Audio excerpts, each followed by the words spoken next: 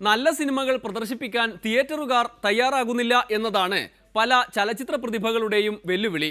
സുരാജ് വെഞ്ഞാറമൂടിന് ദേശീയ പുരസ്കാരം ലഭിച്ച പേരറിയാത്തവർ എന്ന സിനിമയ്ക്കും ഈ ഗതി ഉണ്ടാകും എന്ന പേടി സംവിധായകൻ ഡോക്ടർ എസ് ബിജു പങ്കുവച്ചിരുന്നു. എന്നാൽ അമ്മാതിരി സിനിമകൾക്ക് തിയേറ്ററുകൾ കിട്ടാൻ അമ്മ എന്ന താരസംഘടന എന്തു ചെയ്യും? അവർ യോഗം കൂടി തീരുമാനിച്ചു അങ്ങ് സഹതപിക്കാൻ. അമ്മയുടെ പ്രസിഡന്റ് കൂടിയായ സഖാവ് ഇന്നച്ചൻ പണ്ടേ സഹതപിക്കാൻ വിദഗ്ധനാണ്. ഒരു 2 വർഷം മുമ്പ് 10ാം നിലയിൽ തീവണ്ടി എന്ന് പറഞ്ഞൊരു സിനിമയിൽ ഞാൻ അഭിനയിച്ചിരുന്നു. ആ സിനിമയിൽ അതിൽ ടി വിയിൽ സ്ക്രോളിംഗ് പോകുമ്പോൾ അമിതാഭ് ബച്ചൻ, മമ്മൂട്ടി, ഇന്നസെൻ ഇങ്ങനെയായിരുന്നു. എന്ന് പറഞ്ഞാൽ ഒരുപക്ഷെ മമ്മൂട്ടിയും അമിതാഭ് ബച്ചനും പോവുകയാണെങ്കിൽ എനിക്കായിരിക്കും നാഷണൽ അവാർഡ് കിട്ടുക.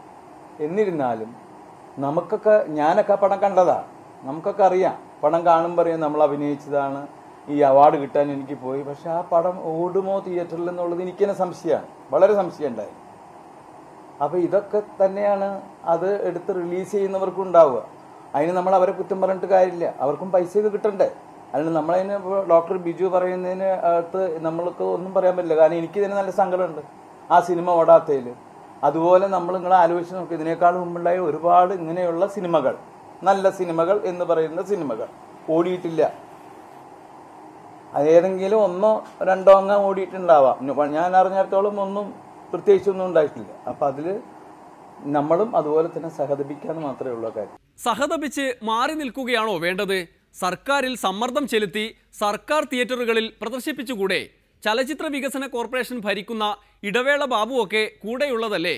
സർക്കാരിന്റെ തിയേറ്ററുകളിൽ ഇങ്ങനെയുള്ളൊരു വേദി സർക്കാരിന്റെ തിയേറ്ററുകളിൽ കൊടുക്കാറുണ്ടോ ബാബു? അത്യാവശ്യം കൊടുക്കാറുണ്ട്. അത് അതിന്റെ ഒരു കൃത്യമായ ഒരു വിതരണക്കാരനും കാര്യങ്ങളായിട്ട് വരുമ്പോൾ കൊടുക്കാറുണ്ട്. അല്ലാതെ പെട്ടെന്നൊരു വ്യക്തി വന്ന് ചോദിച്ചാൽ നമുക്ക് ചിലപ്പോൾ അതിൻ്റെതായ ചില തടസ്സങ്ങൾ ഉണ്ടാവാറുണ്ട്.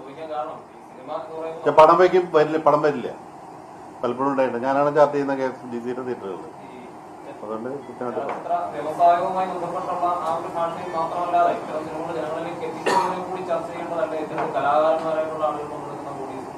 അല്ല, എല്ലാ പടങ്ങളും ഇറങ്ങണം, എല്ലാ പടവും തിയേറ്ററിൽ വരണം.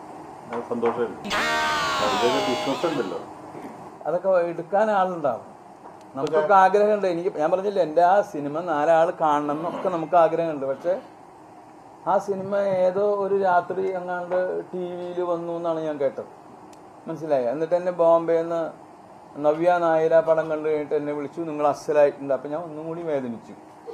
കാരണം മനസ്സമാധാനമായിട്ട് കിടന്ന് ഉറങ്ങായിരുന്നു ഞാൻ. അപ്പം എന്നെ വിളിച്ചു കഴിഞ്ഞിട്ട് ഞാൻ ഇപ്പോഴാണ് അങ്കിളെ കണ്ടത്, എന്തൊരു രസമായിരിക്കണം എന്ന് പറഞ്ഞപ്പോഴാണ് അത് തിയേറ്ററിൽ വരാതെ പോയല്ലോ. അപ്പം അത് കുറെ കാലമായിട്ട്, കുറെ വർഷങ്ങളായിട്ട് ഈ നമ്മുടെ ഭാഷയിൽ മാത്രമല്ല കേട്ടോ, ഇതെല്ലാ ഭാഷയിലുണ്ട്. ഇത് പിന്നെ ചെയ്യാൻ പറ്റാവുന്നത് സർക്കാരിന് വേണമെങ്കിൽ ഇങ്ങനെയുള്ള സപ്പോർട്ട് ചെയ്തിട്ട് അവർക്ക് വേണമെങ്കിൽ തീരുമാനിക്കുക. ഇങ്ങനെയുള്ള സിനിമകൾ വന്നു, നാഷണൽ അവാർഡ് കിട്ടി, അതിലത്തെ ആക്ടർക്ക് കിട്ടി, അല്ലെങ്കിൽ സിനിമയ്ക്ക് കിട്ടി, ആ സിനിമകൾ ഇത്രയും ദിവസം ഇത്രയും സ്ഥലങ്ങളിൽ കളിപ്പിക്കണം എന്നൊക്കെയുള്ളത് സർക്കാർ ചെയ്യേണ്ട കാര്യങ്ങളാണ്. നമ്മൾ വിചാരിച്ചൊരു ബിസിനസ്സുകാരനായിട്ടുള്ള ഒരാളുടെ ബിസിനസ്സാണല്ലോ അവർക്കൊക്കെ ഉള്ളത്, അവർക്കത് ചെയ്യാൻ പറ്റില്ല. ഇത് ഇടവേള ബാബുവിന്റെ സിനിമാ ലോകമാണ്. ഇന്നച്ചന്റെയും മോഹൻലാലിന്റെയും മമ്മൂട്ടിയുടെയും ലോകം. അവിടെ നല്ല സിനിമ, മികച്ച സിനിമ എന്നൊക്കെ പറഞ്ഞ് നടക്കുന്നവരോട് സഹതപിക്കാൻ ഓരോരുത്തരും തയ്യാറാവുക. ഇന്നച്ചനും ഇടവേള ബാബുവും ജയിക്കട്ടെ. ഇന്നത്തെ ഡെമോക്രസി ഇവിടെ പൂർത്തിയാകുന്നു. നാളെ കാണും വരെ നന്ദി, നമസ്കാരം.